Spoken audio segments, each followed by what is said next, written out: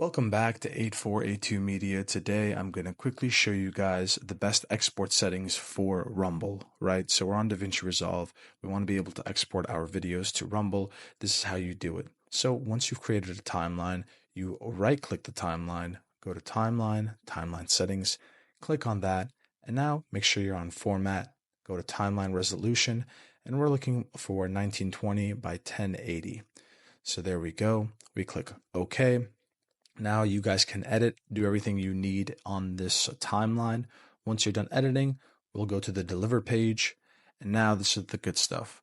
Right here where it says custom export, make sure that is selected and give this title a name, choose a location where you want it to export to, make sure the format's at MP4, code is at 2.264. And now resolution is what it's supposed to be because we changed it earlier on in the timeline. And now the important part right over here, the bit rate. Right now it's at 95,000.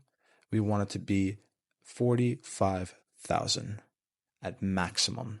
So now we click on add to render queue, click on render one, and then that will be it. You have successfully exported your video for Rumble. Thank you guys for watching and have a great day.